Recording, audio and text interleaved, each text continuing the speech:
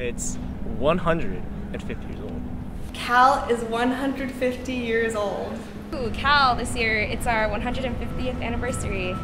Cal is 150 years old. 150 years old. My name is Raj Dasani. I'm a first year and I play the trumpet.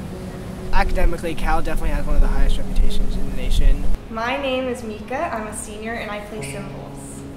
It just seemed like a place where lots of people came together to share academic ideas and be the frontiers of almost every field. So that's what I liked about Cal. I'm Corey. I'm a first year in band and I play bass drum. So I knew that Cal had a lot of really admirable Nobel laureates and a lot of academic repute. Beyond that, I think that it has a lot of history and it's the oldest UC, which makes it the best. I'm Alicia and I play the trumpet and I'm a freshman.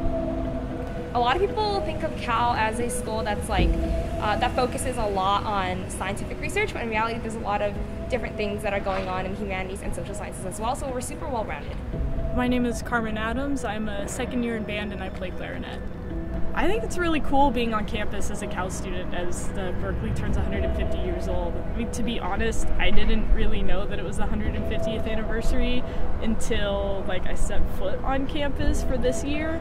But it's been really cool. Everyone's really excited and spirited about it. My name is Colin Lloyd. I am a fourth year tenor saxophone. Being here the last 4 years, I've really seen and been shown kind of some really smart and intelligent people.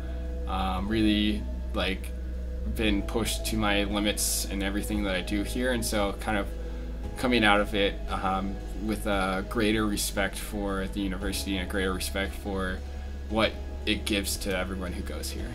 The university was first chartered in 1868 with the Morrill Land Grant Act. It was signed by President Abraham Lincoln. And it gave states land, which they were encouraged to sell to make money to establish universities. So we were given land, which we then sold to raise money to create the University of California here in Berkeley.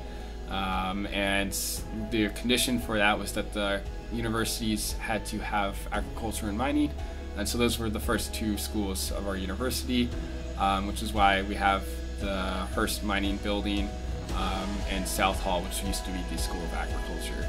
Sometimes I just have to stop and think about the fact that I'm standing in the same spot where a lot of history was made.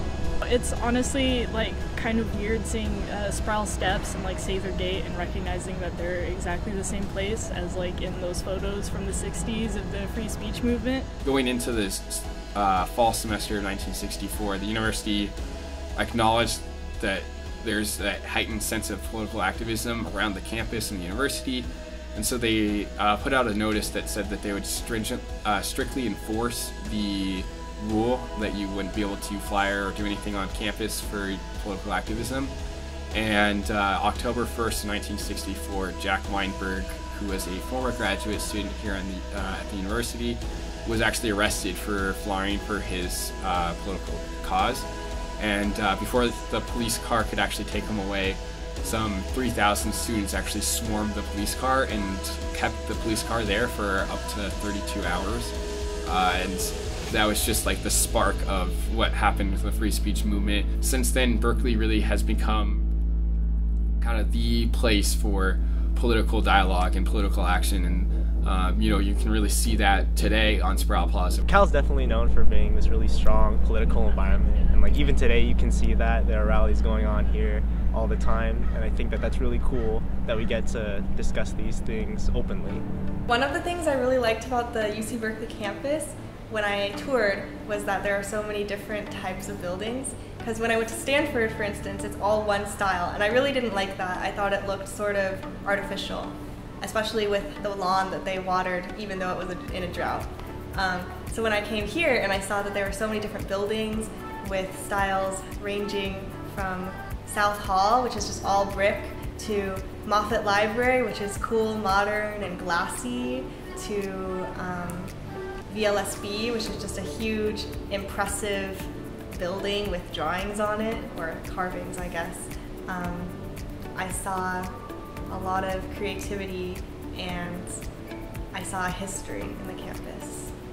So everywhere you look, you're constantly reminded of the history of Cal, and you're also kind of, as a student here, you're involved in making the history to come forth. So of course the most important historical moment for the university was the creation of the Cal Band in 1891.